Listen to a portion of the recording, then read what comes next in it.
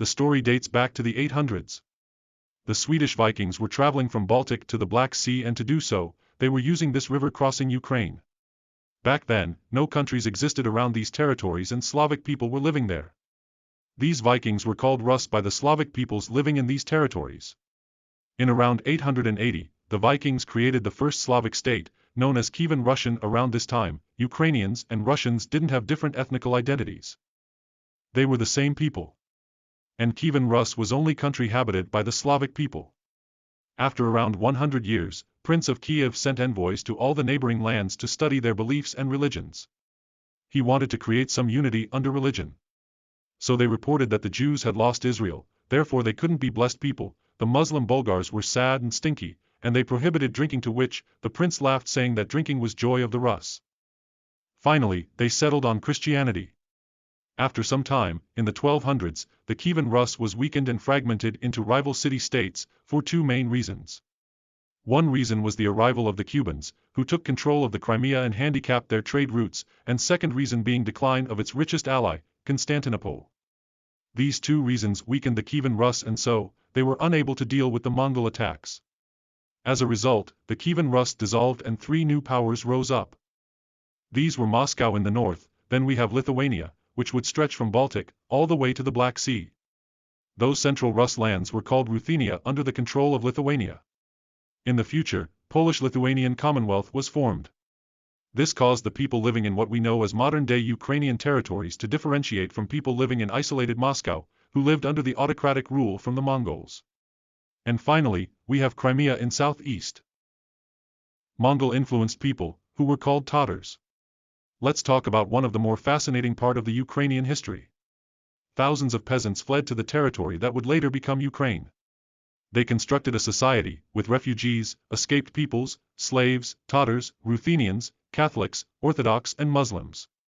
These people would later be known as the Cossacks, perhaps the most important background for the Ukrainian identity.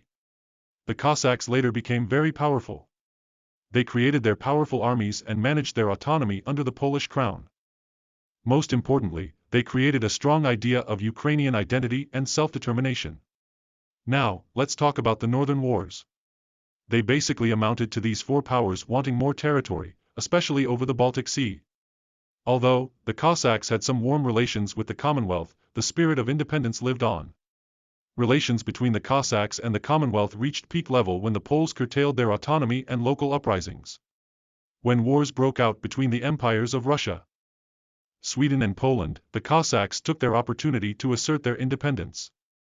Leaders of the Cossacks were aligned to Moscow, but it is still unclear whether the treaty between Moscow and the Cossacks aimed for further integration to Russian Empire or not. After the independence, situation inside the Cossacks and their relations to the Commonwealth had partially escalated. This resulted in the creation of the Cossack Hetmanate, under the rule of Russians. The Cossacks wanted independence, but Russia couldn't allow it to happen. Russians' fear of the Cossacks' independence were further founded when in early 1700s, the Cossacks supported Sweden during the Great Northern War. The Cossacks lost Battle of Poltava against the Russians, and from this point on, the seeds of distrust in Ukraine had been sown. By 1795, Polish-Lithuanian Commonwealth was fully partitioned between Russia, Prussia and the Austrian Empire. Before this happened, as the time went on, Russia wanted access to the Black Sea more and more. By this time, the Black Sea was fully under the control of the Ottoman Empire and Tatars. In 1783, after the Russo-Turkish War, Crimea was annexed by the Russian Empire. Inside Russia, terror was taking place. The Cossacks were losing their autonomy, the Ruthenian language that we today know as Ukrainian language was banned, and rebellions were violently put down. As the time went on all the way to 1917, Russia was weak on the world stage. The empire lacked industrialization, Western technologies and a decent economy, especially compared to the other world powers. As the time went on, Russia kept weakening. In 1917, the World War I was at its peak level. Ukraine wanted independence and people living inside Russian Empire were devastated. Civil war broke out inside Russia between the Bolsheviks led by Vladimir Lenin and the Tsarists led by the Russian government. In the same year, the Ukrainian War for Independence also started. It was fought by the Ukrainian nationalists, the Poles, the Germans, and the Tsarist Russians against the Bolsheviks. The Ukrainian War for Independence was lost and Ukraine became a part of the Soviet Union in 1921. Eventually, Ukraine became a center of industrialization and natural resources in the Soviet Union. From 1932 to 1933, Stalin's collectivization reforms led to the Great Soviet Famine, also known as the Holodomor, which led to the death of between 3.5 to 12 million Ukrainian people. From around this time, some Ukrainian nationalist groups started their existence. In 1941, when the Nazi Germany started the invasion of the Soviet Union, some Ukrainian fascist groups got very active. They grew and collaborated with the Germans. Eventually, in 1941 the Germans occupied Ukrainian territories from the Soviet Union and Ukrainian fascist groups committed some unspeakable atrocities against the Jewish and Polish people. During the Second World War, more than 200,000 civilian Poles were massacred including kids. In 1954, Soviet leader Khrushchev transferred Crimea to Ukrainian SSR. In 1986, Chernobyl nuclear disaster happened in Ukrainian SSR. Chernobyl disaster affected a massive area around Ukraine, and it was the biggest nuclear disaster the world had seen. 5 years later in 1991, the Soviet Union collapsed. Ukraine got its independence and it had world's third largest nuclear arsenal.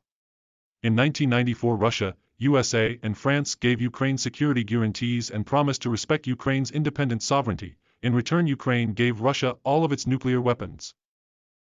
In 2014, Russia attacked Ukraine, annexed Crimea and fighting started in Donbass region, in which Russia funded separatists to have a reason for attack. During the same year, Azov Battalion was created, named after the Sea of Azov, based in Mariupol. It is a nationalist military group fighting Russians and separatists.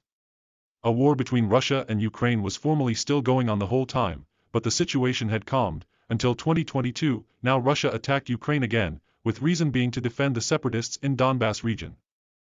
In reality, Ukraine wanted to join NATO for the security from Russian danger and so, Russia fears to have NATO on its borders. Aside from this, Ukraine is full of natural resources and it has a huge strategic importance both for Russia and the West. These are the reasons why Ukraine is in such crisis. As of today, Russia is still actively attacking Ukraine. This is the map showing the current state of a war. I hope you enjoyed this video. Wish you all fantastic day.